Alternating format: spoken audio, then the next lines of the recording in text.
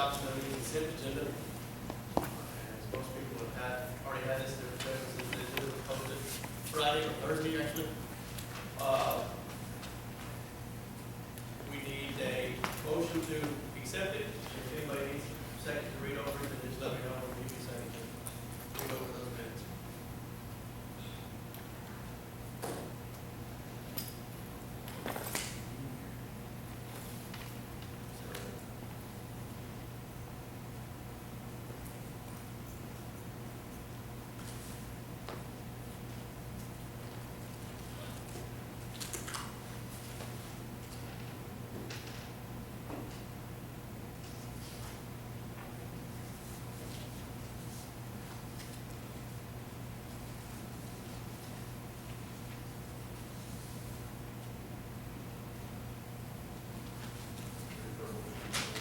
Does anybody need more time? There's 3 meetings, so there's a lot. So if you need time, let me know. There's a regular meeting, 2 special meetings, and financial report. So all that gets lumped into accept at one time.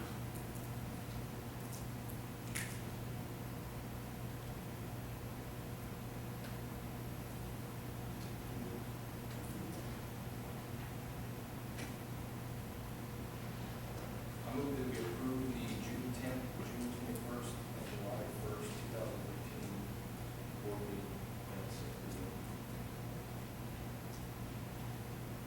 Second. It's been moved and seconded. Also part of the consent agenda is item number 2, the approval of the financial report. We'll give you a quick section to go through the financial report, go through it. If you don't find anything that needs added to or have any questions, we'll move the motion to approve the financial report for June 2015.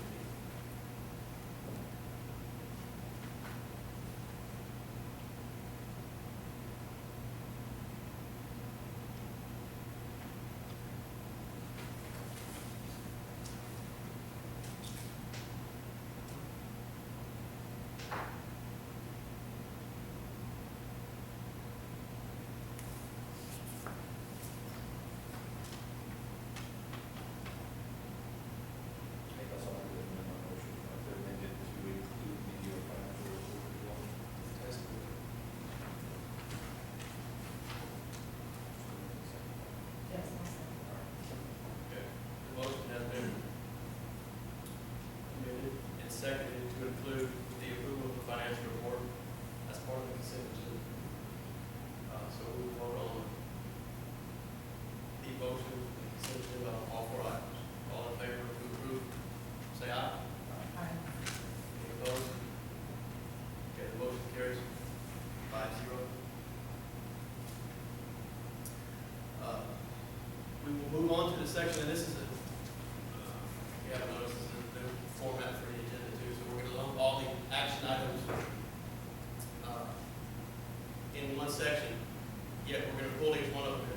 So what we'll do is we'll start with number 1 on the action items. We'll discuss the discussion and possible approval of the purchase of textbooks for 2015-16 school year. And again, there's a PDF of that you were emailed. Take time to look at it. If you've already looked at it, if you have any discussions, now's the time to discuss the purchase of the textbooks. If you have any questions, now's the time to ask. If there are no discussions, there are no questions, then we need a motion.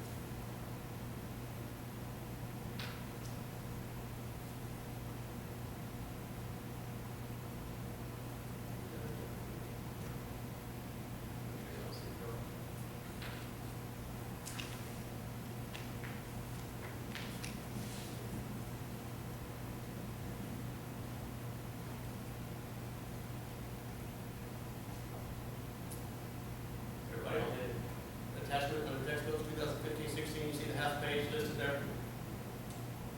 Any questions? Those are the, yes, there was that's what we're going to open up to. These are the textbooks that you're recommending we purchase. Is that right?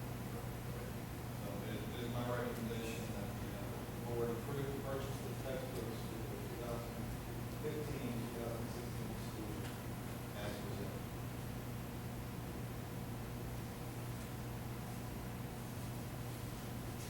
I move that we approve the purchase of the textbooks for the 2015 school year.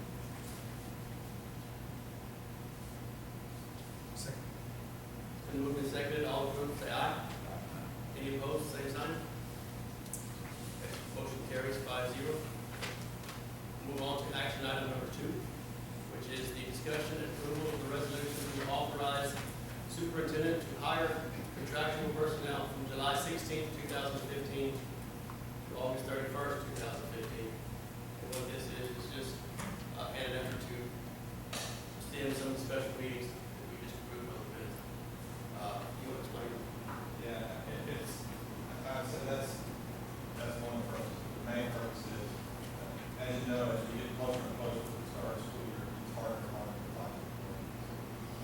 So particularly over the summer months, if you find an employee that's available, you're in good shape first of all. And second, if you find someone you want and you have to call a special meeting, get the board to approve it, and once the board approves it, offer it to the employee, the applicant, that takes time. And in that time,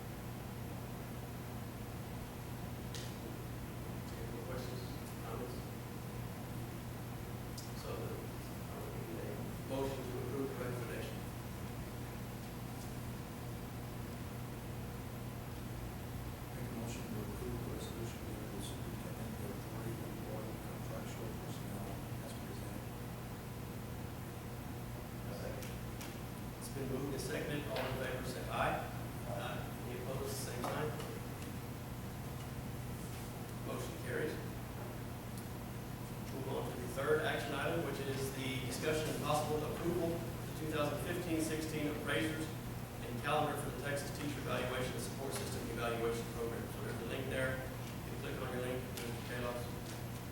This is something that the board has to do every year. They have to approve the appraisal calendar and then also the personnel that can appraise the teacher.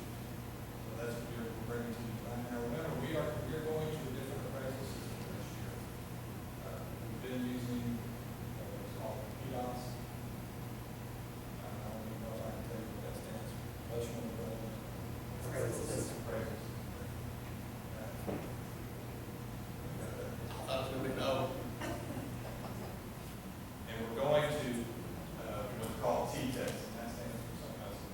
It's a evaluation system. All right. This is something that all school districts are going to have to go to, not this coming school year, but the following, 16-17. We're going to it this year. School districts are getting the option. Hey, if you want to try it out, some districts tried it out this past school year. They're allowing some more districts to try it out this coming school year, and we wanted to try it. You know, we did it for a couple reasons. All the training is through right now, so we're going to pay for it next year when we have to do it for real. And then also, we feel like this appraisal system is in line with a lot of things we want to teach. All right, so we want to be able to appraise. But anyway, you can see there a list of employees that will be appraising, evaluating the teacher. All of us have gone to the training already. We had to take an online test. And I'm proud to say that we all passed it. We're very happy about it. And then you can see below that the calendar. And basically, we're saying a teacher can be appraised any instructional day in school. Now, we can do a walkthrough or an informal observation in the school. We're saying the formal observations, which are the big ones, we do it through the period of September 14th through May the 5th. That basically is taking out the first 3 weeks of school and the last 2 weeks. And the reason for that is we want everybody to establish those first 3 weeks. A lot of times, even like in the high school, you've got kids changing schedules those first couple of weeks. So we want to get everything in place and then do those formal evaluations. Maybe begin May the 5th, because if you see at the very bottom, at the end of your conference with the teacher has to be done by May. So we have to have that formal evaluation done by the time we get into the conference. So that's why we can do it on May 4th. So that's our basic calendar. That's who's going to do it. You notice we've got the principals on there, plus some of our other administrators, like Mercy and Ministry, Dunn, and myself. All right, and the reason for that is, the main reason for that is if a teacher's not happy with their appraisal, they can request a second appraisal, and that's where we would come. So we can do a second appraisal. Any questions on the calendar or who's appraisal?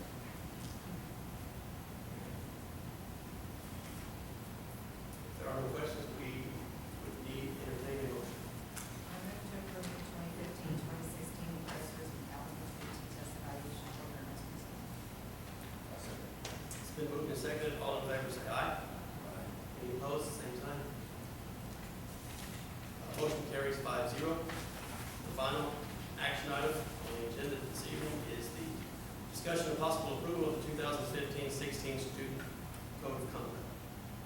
So every year, the board has to approve our code of conduct.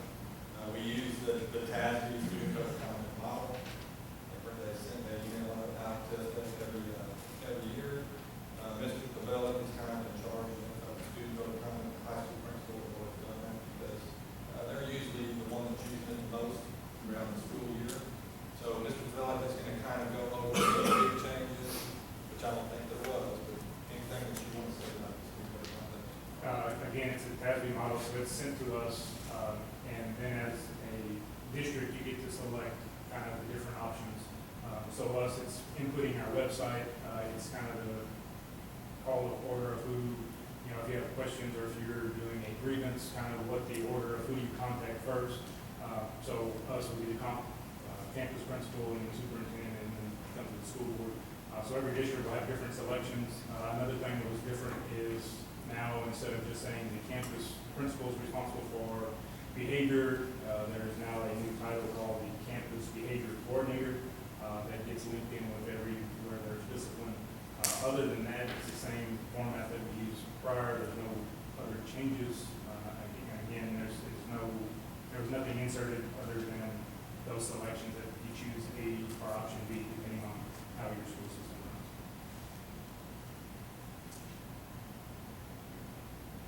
Any questions? Who is the campus behavior The coordinator? campus principals. Again, I mean, and this is for larger school districts that have 6 or 7 APs plus a campus principal and a dean of instruction. They may have an assistant principal who is specifically designed just for discipline. So, it really doesn't fit for us, correct? Yeah, so again, it's one size fits all, and you kind of, Just one more back to her. Fancy name. Any more discussion, questions? Drug use or anything like that, and we have these drug dogs, we have all of this put in place. Where did it address that? Is it addressed exactly as it was last year, or were there some more parameters put in? it's exactly as it was last year. If you scroll that way, you can see there are things, placements that are discretionary, basically, the call of the school district, and there are things that are mandatory. We don't have any choice, we have to send it to the terms for JJ. So just scroll down, you can see what offenses are tied to which ones are discretionary, and which ones are. And out of the options, our handbook aligns with the more conservative type options. There's some that liberals like, if you're caught with drugs on campus, it may be discretionary, so it's up to the campus principal if they could place it, where ours says it's mandatory, so it's all aligned. There was nothing that was changed.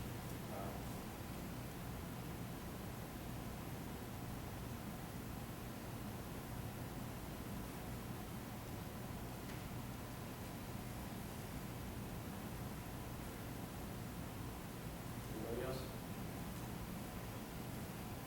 Are we good? Entertaining motion. I move that we approve the 2015-16 student report as presented. Second.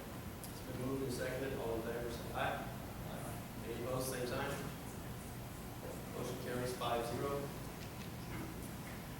And that moves us to the next agenda item, or agenda section, and the communication item. If I'm not mistaken, move these all together, or you just walk us through each one? Okay. And really what this, so you see the communication, these are things that we want to communicate.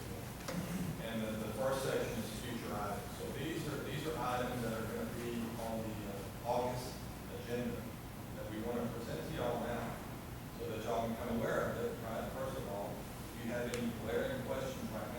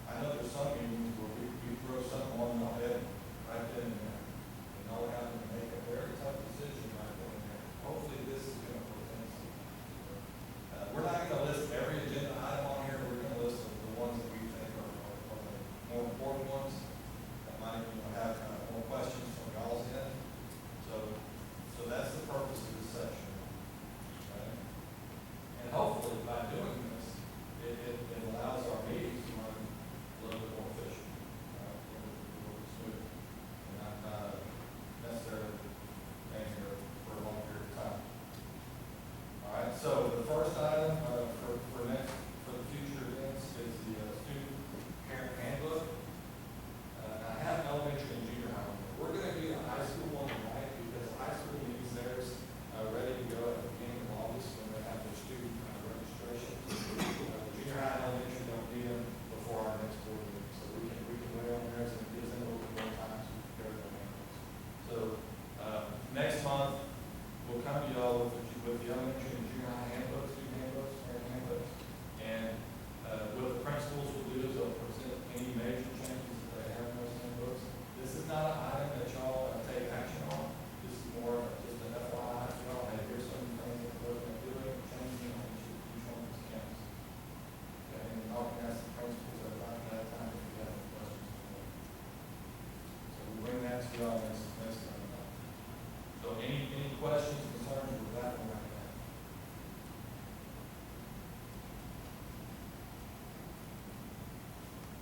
Okay, the second item is the employee handbook. And for all of you, just like the student code of conduct, we use, Cassie's model. We go off of that model. So for the employee handbook, again, Julie is the one who kind of handles that, Julie does, so she'll update the employee handbook and come to y'all with any changes that we have to put in the employee handbook for whatever reason, whether it's through legislative changes or things that we want to do here locally, and then y'all can ask questions for that as well. That is an item that y'all will have to do, y'all do it up here for the employee. And we've provided copies of our current employee handbook as well as our current elementary and junior high school handbooks for y'all to look at, review, over the next month. Or however much months to do. Yeah, while you're on vacation. So any questions with the employee handbook? All right, the T-test, this is the teacher appraisal system that we're changing to. What we have written in policy right now, everything is written towards TDOS, the relevant appraisal system. So we're going to have to make some changes to our policy to match up with T-test. So you can see, I put in there the changes that we're going to be recommending next month. And the big thing is, under the TDOS, one of the things that had been established, I don't know, it was probably 5, 6, 7 years ago. The board had changed the policy at that time where every teacher didn't necessarily need to be appraised every year. Okay. Say this year a teacher got a good appraisal, and the teacher I think had been in the district for at least 4 or 5 years. They didn't have to be appraised next year. They could be appraised every other as long as they were good appraisals. We're going to take all that out of this right now with the T-test, and we're going to appraise every teacher. And the main reason for that, because the main purpose of this T-test is not necessarily that I got you with the teachers, but it's a tool to help them grow. And our principals are going to be going through it too. There's an evaluation system for the principals as well. And the main theme with all of this is that growth. We want you to grow and improve and develop. And as long as you're doing that, you're going to be fine. But if you're not, then there's these stuff. So we'll bring some policy changes to you next month as well. These evaluations. Any questions y'all have on that?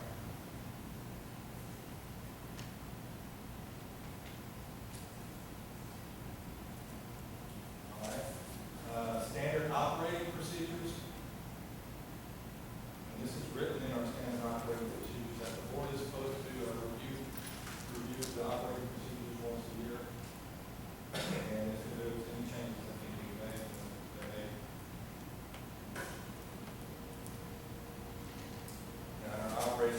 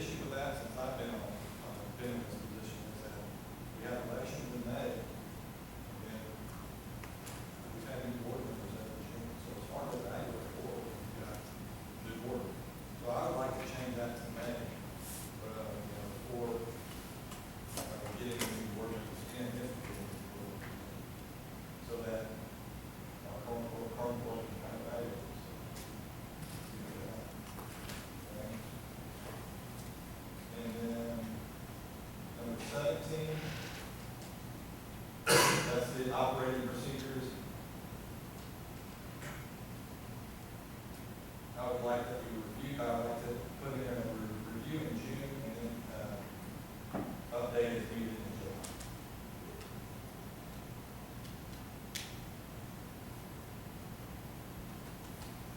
And that's it. So y'all look at this, if y'all see any concerns, have any concerns, definitely contact us or myself.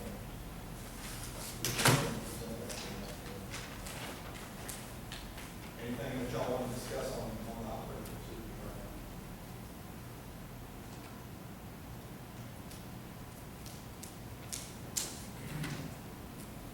Okay.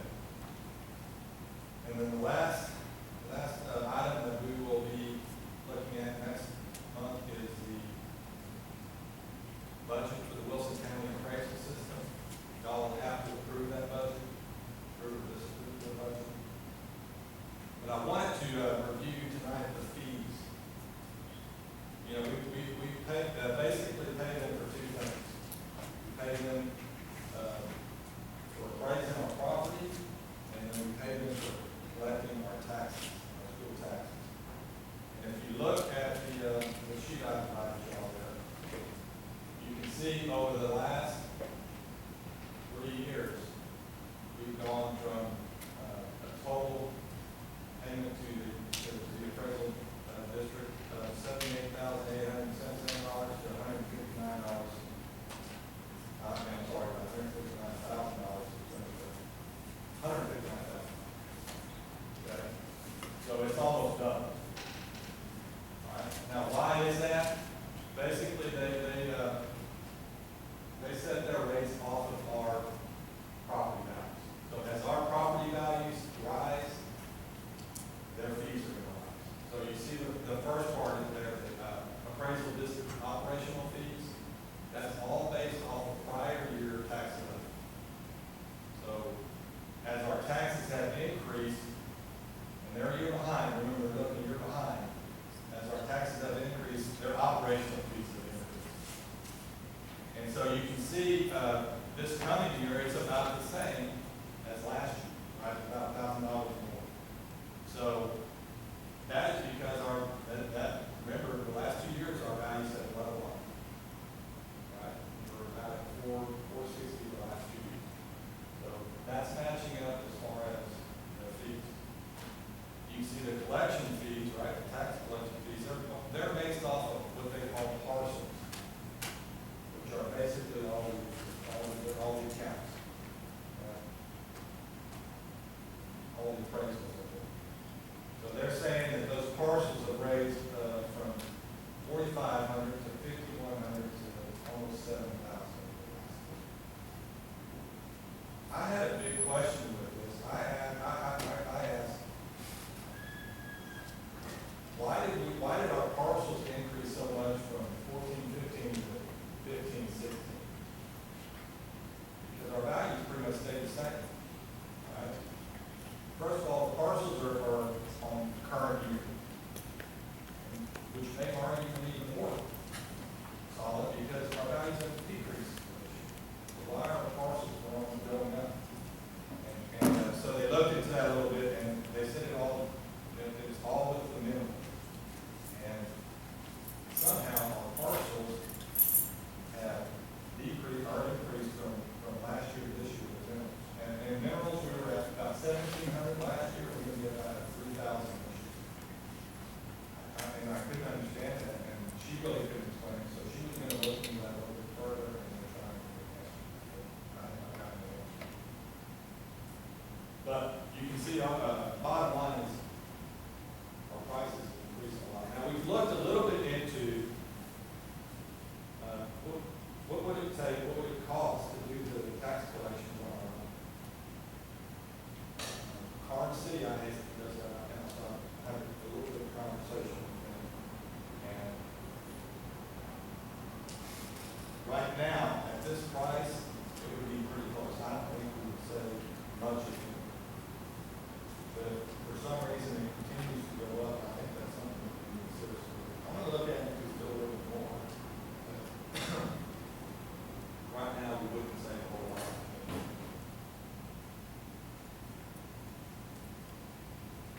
You're connecting the the cost of the 43,000 to the 268 value, right?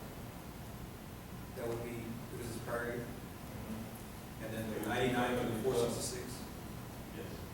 and so on and so on. They jumped from 15% to 21% cost.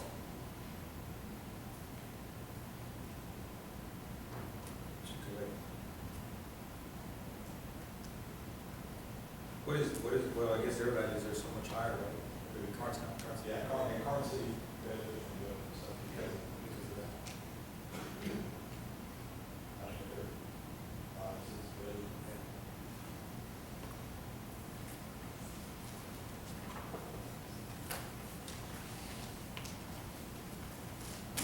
Let's say that increase is.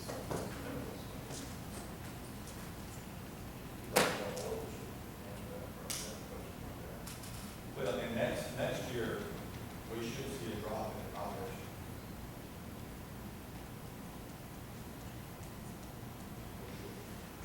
Yeah, I don't follow the IDs either. I don't see how you, that's your house, we all have property IDs with them, and then you.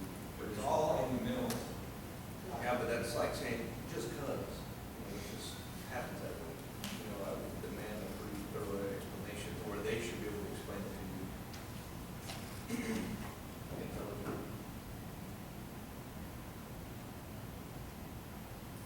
Any other questions on this right now?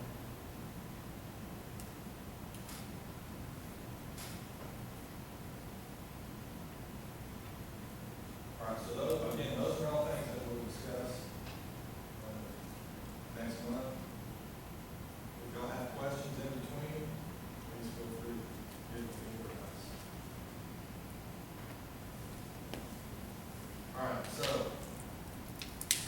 informational items, and then just kind of things that we want to inform y'all on. All right, Nurse Conley is here. So we have a student health advisory council, and this is something that's required through legislation. We have to have this council here at the school, every school district has to have it, and they have to give an annual report to the board. So Nurse Conley's here to give us a report on Very Check. So those that don't know me, I'm Nurse Conley. Hello. So we meet a couple times throughout the year. We're supposed to meet 6 times is the required amount, which is what we met this time last year. It's composed of people throughout the community, teachers, parents, things like that, people like that. Anyways. So this year what we did, which we haven't done, I don't think ever, I had a dental clinic at the elementary school, and it was pretty good success. Pretty much almost all the elementary kids within reason participated, and they just came in, and we had a local, one of the new dental clinics come in and they check their teeth, and I sent a little report home with them, and so they did really good. We got a little toothbrush with that, so we did that. We haven't done that ever. It was pretty cool because they called me back and they said they were really impressed with the kids and the way that they acted, and so they sent us toothbrushes for the whole entire elementary school, and they're also supposed to send them either in junior high and high school too, so I thought that was pretty cool. The other thing we did do is we always have a blood drive once a year. Mr. Hoshek was in charge of that when he was here, but now I got it, which is cool. But I wanted to increase the amount of times we do it, so we had 2 this year, which is neat for the high schoolers that are going to graduate, because the importance of that is they get a cord, a red cord, just like you do when you have honors and whatever else you get cords for. But it's pretty cool for the kids that don't have, graduate with honors and any other thing that they could get a cord for, so they can earn a cord, a red cord, and then graduate with that, but they have to donate within like 6 amount of time. So that's why I wanted to increase the amount of times that we do it here at Poth, so those kids have a chance, at least the sophomores and juniors coming up, to get a cord from the South Texas Tissue Bank. But that is pretty much it. Any questions? Thank you. I don't know.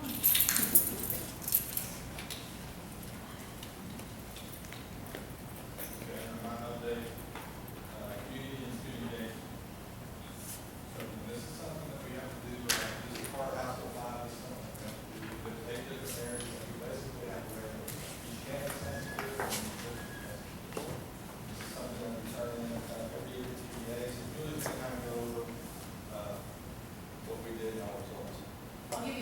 background, I'll make it quick.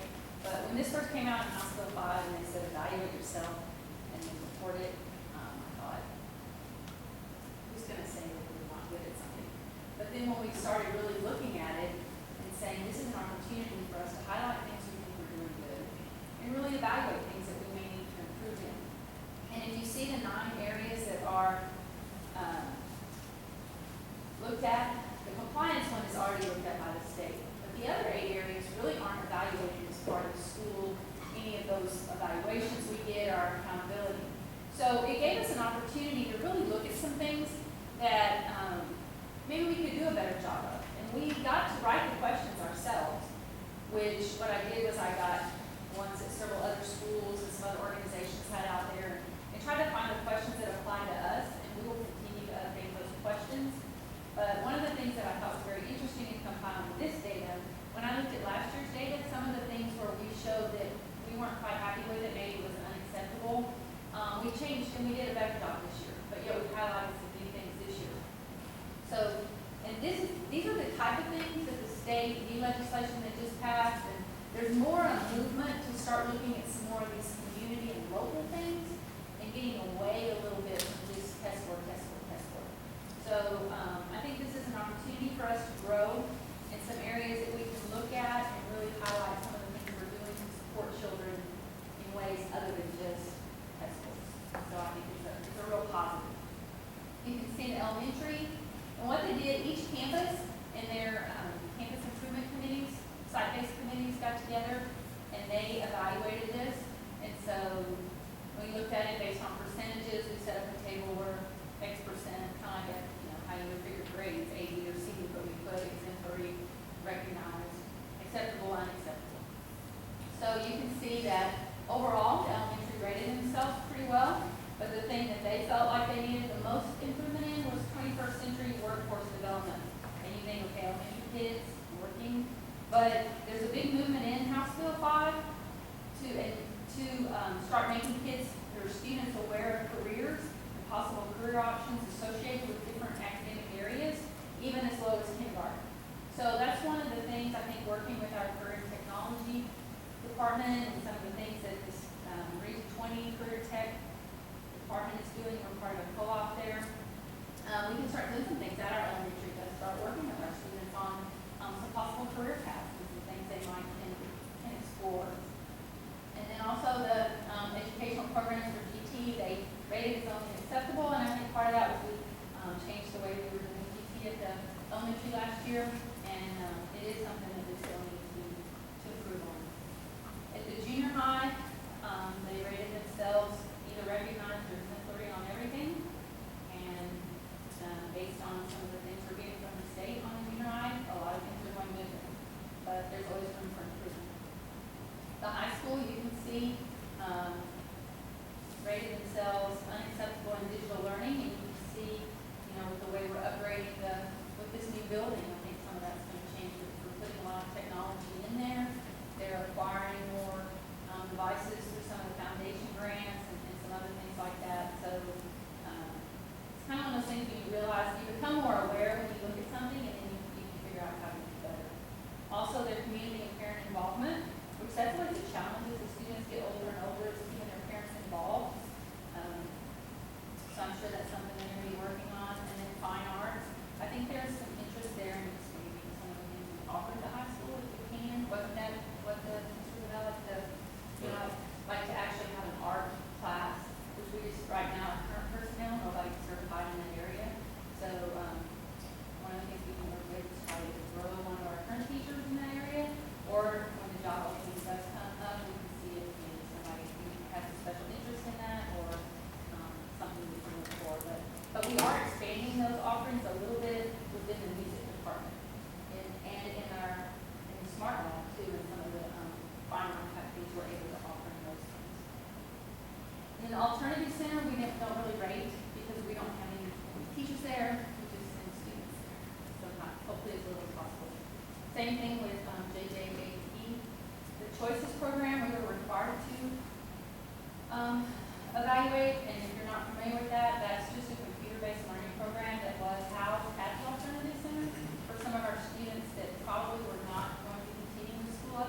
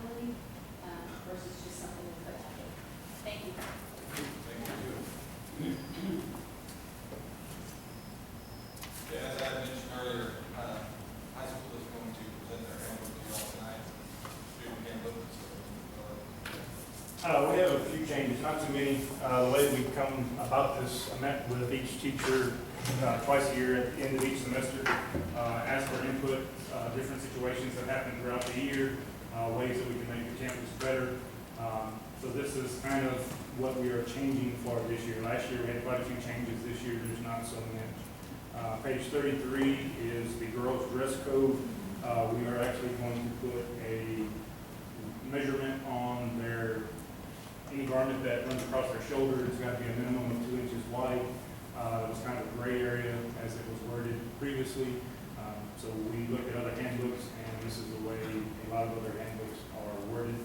So we felt comfortable with that. It's really what we've been enforcing, but now there is actually a measurement that goes along with that. So it should cut out some of that gray area, 2 inches across their shoulder. Page 39, we're going to add an eligibility calendar. That is something that has never been in the handbook. Students can lose or gain eligibility after each 6 weeks, 7 days later. Typically, our kids who are involved in UIL, band, all of that, athletics, they understand the eligibility calendar. We have run into some issues with stock show kids. And the reason why is because our semester ends that second week in January, which causes them to lose eligibility Friday during the Wilson County Junior Livestock Show. And the bylaws of the Wilson County Stock Show say that if you're not eligible the entire duration of that show, then you can't show. So even if you showed on Wednesday and you lose eligibility on Friday, their bylaws wouldn't allow you to show. So we thought it was very important that we publish this calendar where everybody knows coming up that this is the 6 weeks that I have to pass to be eligible to show. So all of those dates are published based on our school calendar, so kids will know when they can or have an opportunity to regain or if they lose eligibility. So that's going to be published, and the biggest change will be on page 54. I thought it was pretty important that we come up with a universal late work makeup policy. As a student in a high school, if I have 8 different classes, I have 8 different policies for late work and makeup work. A lot of our struggling kids, this will hopefully help them be successful because it'll be universal. So as soon as they enter the doors of high school, this will be posted everywhere. Each teacher must follow this. This is a minimum of what they have to abide by. If they wish to extend it or be a little bit more lenient, they can always do that, but that's by choice. There has been quite a bit of resistance to this policy. A lot of teachers are very rigid. They feel that I say an assignment is due on Friday and the kid does not turn it in to me, then they shouldn't be allowed to turn it in. My philosophy is very different than that. If learning is to take place, does it matter if it takes place today or if it takes place tomorrow or if it takes place 5 days from now? The whole focus of the high school is we need to be instructing and having kids learn. So this will be a little bit different mindset. So this is going to apply to all of our classes that aren't our advanced level courses, so not any pre-AP or AP sections of classes. So again, I met with each teacher, we discussed all of this. All of the teachers have seen this. I've got input from many of them, and it's been kind of changing and adapting throughout. But this is something that we're going to move forward with and change it as needed for the previous year. But late work, a kid doesn't turn in an assignment, 1 day late, 20 points off, 2 school days late is 30 points off, up to a week late is 50 points off, and then after that, it's not going to be accepted.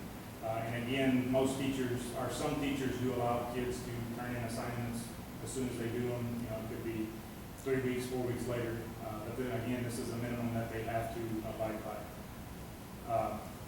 The late work for long-term projects. Long-term project is defined as anything that has checkpoints throughout. So an example of this would be a research paper. So an English class gives out a research paper. After week 1, you have to turn in, cite your references. Week 2, you have to turn in all of your note cards and your appendix and all of that stuff. And then the 3rd week, the assignment would be due. So long-term projects, if you are absent, you still have to turn those in the day that it was absent. We had a large number of kids who hadn't done projects and historically get absent, sick, the day that the project is due. Hopefully this policy, they don't have to come turn it in. If they have a parent that can bring it up, all they have to do is take a picture of it to show that it's done and send to us. That way we hopefully can eliminate this. But if they're absent from the day of school, they still need to turn that project in. So if they know they're going to be absent, if they have stop show, if they have some sporting event, they know they're going to be out that day, they need to turn it in prior to them being absent. Another thing is the biggest thing that we've had the largest amount of resistance on is kind of the assignment test makeup opportunity. So again, any student that has a grade less than a 70, they have an opportunity to redo that assignment or do an alternate assignment and can earn those points back on that grade. And again, this doesn't apply to long-term projects, pre-AP, AP, or dual credit classes. But in order to have that opportunity to redo that assignment, they're going to have to turn the assignment, first off, has to be turned in on time. So if it's a late assignment and you turned it in 2 weeks late and you got a 0, well, you don't have an opportunity to redo that. You have to turn it in on time. You only get one opportunity for a redo assignment. So you make a 50 the first time, you turn it in the second time, you make a 30, you don't get a third, that's the third chance. You only get one chance to redo it. It must be made up within 5 days after it's returned to you. So you get your paper back, you realize what your grade is, now you have an opportunity within 5 school days to make that up. You're also required to come to tutorials sometime before you can make it up. Obviously there was some kind of lapse in instruction where you didn't understand what you were doing, so you need to come to tutorials to have an opportunity to redo that. And the max grade that you can have after redoing an assignment is a 70. So you failed it the first time, you make 100 the second time, you don't get 100 in the grade book, you only get those points back up to passing, so only a 70. And then the last thing is our tutorials time. We moved up our tutorials time to 7:30. Used to start at 7:35. Hopefully this will give us a little bit more time, instruction-wise, where they can redo assignments. But the main focus of this was to create something that was uniform across grade levels and across content areas that students could understand. And now students are aware and parents are aware that, you know, if I'm tracking my kid's grades in grade book and I realize that they bombed the test, well, now I know exactly as a parent, I need to make sure that tomorrow morning I have them here for tutorials and they have an opportunity to make up that test. Used to be, it was all over the place depending on which teacher. Some teachers allowed it, some teachers did not. Hopefully this will be a little bit more uniform and allow kids to be more successful and also hold teachers and kids more accountable for their learning. So again, you know, this was kind of taken with a grain of salt by some teachers. Some teachers do not agree with it. It's a battle I'm willing to fight, but I think it's what's right for kids to give them an opportunity, multiple opportunities to learn. So those are our handbook changes. Other than that, everything stayed the same as the previous year. Another thing I want to comment on is our cell phone policy. Our cell phone policy did not change, but it got out of hand this year. Kids felt entitled to use their cell phone at any time. That's not how it's worded in the handbook. So during class time, during instruction, we had multiple kids that had phones out, were using them for non-academic reasons. Next year, we will enforce that policy to where kids are only allowed to use cell phones for instructional purposes. If teachers, they're out